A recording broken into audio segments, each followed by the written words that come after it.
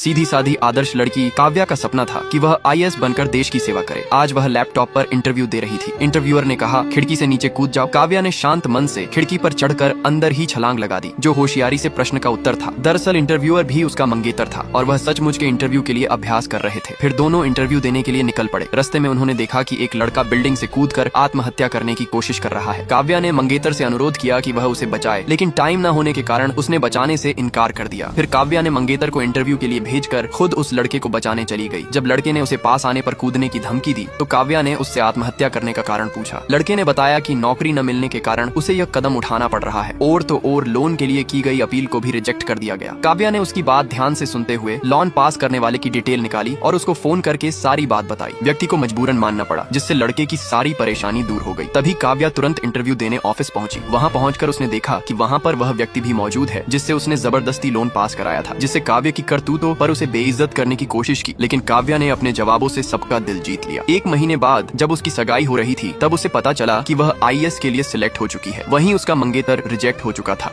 IAS बन जाने के बावजूद काव्या के चेहरे पर खुशी की जगह उदासी छाई हुई थी, क्योंकि उसके मंगेतर शुभ ने एक अजीबो गरीब शर्त रखी, या तो वह आईएएस की कुर्सी चुने या फिर उसकी पत्नी बने। काव्या बस इसी चाह में थी कि शुभ अपनी यह जिद छोड़ देगा। उसकी माँ ने उसे करियर छोड़कर पहले घर बसाने का सलाह दिया, जबकि उसके पिता उसकी सफलता से बहुत खुश थे। गर्व से उन्होंने घर के बाहर एक बोर्ड लगा दिया जिसमें लिखा था आईएएस काव्या का निवास। उसी बीच उनके घर पर मंत्री जी के कुछ सहयोगी आए। उन्होंने बताया कि मंत्री जी ने आईएएस बने सभी नए अधिकारियों के लिए एक सम्मान समारोह का आयोजन किया है, जिसमें काव्या को भी शामिल होना है। ये सुनकर सभी बहुत ही खुश हुए। कुछ देर बाद काव्या को एक मैसेज मिला। आईएएस परीक्षा में बैठने की अधिकतम आयु सीमा 1 साल और बढ़ा दी गई थी। ये खबर पढ़ते ही काव्या ने तुरंत शुभ को कॉल करके उसे यह खुशखबरी सुनाई और साथ ही मंत्री जी के समारोह में आने का कहा। अगले दिन काव्या अपने परिवार के संग समारोह में पहुंची। वहाँ शुभ भी अपनी माँ के साथ मौजूद था। समारोह के दौरान कुछ रिपोर्टर आए और उससे काव्या की सफलता और अपनी असफलता के बारे में सवाल करने लगे। शुभ उन्हें बाहर ले जाकर समझाने लगा कि मुझे आईएएस बनने के लिए 1 और साल मिला है। रही बात काव्या की, तो वह 1 साल बाद आईएएस की कुर्सी पर बैठेगी। तभी काव्या का भाई वहाँ आकर उसे डांटने लगा। सगाई के दौरान आईएएस बनने की खबर सुनकर काव्या खुशी से उछल पड़ी, लेकिन उसके मंगेतर शुभ को रिजेक्शन मिल गया था। शुभ मुंह लटकाकर सगाई से चला गया। काव्या उसके पास जाकर उसे समझाने लगी, लेकिन शुभ चिढ़कर बोला, तुम्हें नहीं मालूम मुझ पर क्या बीत रहा है। अगर मुझसे प्यार करती हो तो आईएएस की सीट छोड़ दो, या आईएएस बनो या फिर मेरी पत्नी। काव्या सहन कर बोली, तुम मजाक कर रहे हो ना? लेकिन शुभ सचमुच सीरियस होकर कहने लगा, मैं तुम्हारे साथ कदम से कदम मिलाकर चल सकता हूँ, पर पीछे नहीं। ये सुनकर काव्या के पैरों तले जमीन खिसक गई। वह सपने में भी ऐसा नहीं सोच सकती थी कि जिस सीट के लिए इतनी मेहनत की उसे प्यार के खातिर खोना पड़ेगा। काव्या को शांत देखकर शुभ नाराज होकर वहाँ से चला गया। काव्या उसके पीछे पीछे आई। तभी उसे देख सभी लोग उसके आईएएस बनने पर खुश थे और सालों बाद उसके पिता खुशी से नाच रहे थे। तभी उसके भाई को दोस्त ने ऊपर हुई सारी बात बता दी। रात में उसका भाई गुस्से से उससे पूछा, आखिर क्यों? वह शुभ की बातें चुपचाप सुन रही थी। इतने सालों बाद घर में खुशियां आई हैं और एक लड़का आकर सब छीन लेना चाहता है। काव्या ने सबको शांत मन से समझाया। ये सब शुभ ने गुस्से से बोला है। उसका माथा ठंडा होने पर सब ठीक हो जाएगा। फिर वह शुभ से अकेले में मिलकर प्यार से बातें सुलझाने की कोशिश की, लेकिन शुभ एक ही जिद पर अड़ा रहा, या तो आईएएस की सीट छोड़ दो या मुझे अगला पार्ट देखने के लिए सब्सक्राइब करें। काव्या से पूछे बिना शुभ ने मीडिया के सामने ये घोषणा कर दिया कि काव्या 1 साल बाद ही उसके साथ एकेडमी ज्वाइन करेगी और अभी आईएएस ऑफिसर नहीं बनेगी। यह सुनकर काव्या के भाई ने शुभ से कहा, आप दीदी से बिना पूछे उनके लिए इतना बड़ा डिसीजन कैसे ले सकते हैं? शुभ को ये सुनकर गुस्सा आ गया और दोनों में हाथापाई शुरू हो गई। तभी काव्या और उसके माँ बाप वहाँ आ गए। उन्होंने दोनों को संभाला। फिर रिपोर्टर से शुभ की कही गई बात का पता चला। काव्या ने सबसे पहले अपने भाई से कहा कि वह शुभ से माफी मांगे। काव्या के भाई ने नाराजगी में उससे माफी मांग ली। फिर काव्या ने शुभ से सवाल किया, तुमने बिना पूछे मेरे लिए इतना बड़ा फैसला कैसे ले लिया? शुभ ने शांत होकर जवाब दिया, मैंने तुमसे कोई जबरदस्ती नहीं की, बल्कि तुम्हें 2 ऑप्शन दिए थे, या तो आईएएस बनो या मेरी पत्नी। शुभ की बातें सुनकर काव्या का सब्र टूट गया। उसने अपनी सगाई की अंगूठी निकालकर शुभ को वापस देकर कहने लगी, इतने सालों साथ रहने के बावजूद तुम मुझे पहचान नहीं पाए, तो इस रिश्ते का क्या फायदा? यह कहकर वह बाहर आ गई। बाहर उसे वही मंत्री मिले जिन्होंने उसे अभी अभी सम्मानित किया था। मंत्री ने काव्या से कहा, नौकरी तो होती रहेगी, पर इन सबसे पहले तुम लड़की हो। अच्छा यह होगा, लड़का बड़े घर का है तो तुम उससे शादी करके जिंदगी आराम से गुजारो। मंत्री की बातें सुनकर काव्या हैरान रह गई, क्योंकि यही आदमी महिलाओं पर जोरदार भाषण दे रहा था।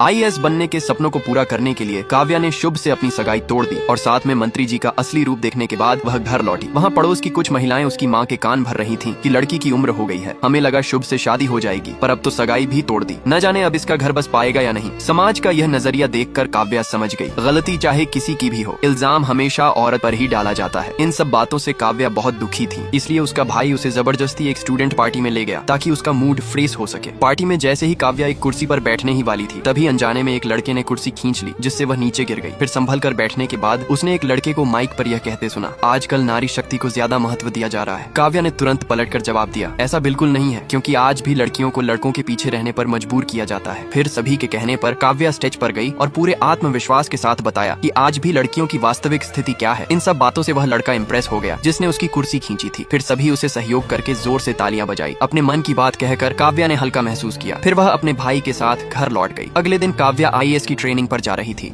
आईएएस ऑफिसर बनने के सपने को पूरा करने के लिए काव्या ट्रेनिंग पर जाने की तैयारी कर रही थी, लेकिन शुभ से रिश्ता टूट जाने के कारण उसकी माँ बहुत मायूस दिख रही थी। अपनी माँ को उदास देखकर काव्या ने उन्हें गले लगाया और भरोसा दिलाया कि वह आईएएस भी बनेगी और एक अच्छी घर गृहस्थी वाली पत्नी भी, जिससे उसके माँ और बाबा दोनों का सपना पूरा हो जाएगा। यह कहकर वह ट्रेन स्टेशन पहुंची। वहां उससे मिलने शुभ के पिता आए, लेकिन वे उसे विदा करने नहीं बल्कि रोकने के लिए आए थे। उन्होंने काव्या से कहा, बस 1 साल की ही तो बात है, तुम शुभ के लिए इतना भी नहीं कर सकती। साथ ही उन्होंने शुभ का एक वीडियो दिखाया जिसमें शुभ की हालत साफ दिख रही। हालांकि इन सब बातों का काव्या पर कोई असर नहीं हुआ, क्योंकि उसने अब आईएएस बनने की ठान ली थी। इसलिए उसने शुभ के पिता को 1 साल के इंतजार के लिए मना कर दिया। इससे नाराज होकर शुभ के पिता ने गुस्से में कहा, मैं भी देखता हूँ कि तुम आईएएस ऑफिसर कैसे बनती हो। उनकी बातों से काव्या को गहरा सदमा लगा। जिस व्यक्ति को वह बचपन से अपना आदर्श और गुरु मानती थी, आज वही उसके खिलाफ खड़ा हो गया था। तभी वहाँ एक लड़का आया जो क्लब में काव्या की बातों से इम्प्रेस्ड हुआ था। दरअसल काव्या गलती से उसकी सीट पर बैठ गई थी। जब लड़के ने काव्या से अपनी सीट छोड़ने को कहा तो काव्या ने गुस्से में आकर आईएएस की सीट छोड़ने की बात पर उस पर गुस्सा निकाला। तब लड़के ने टीटी को बुलाया और टीटी ने काव्या को उसकी सही सीट दिखाई।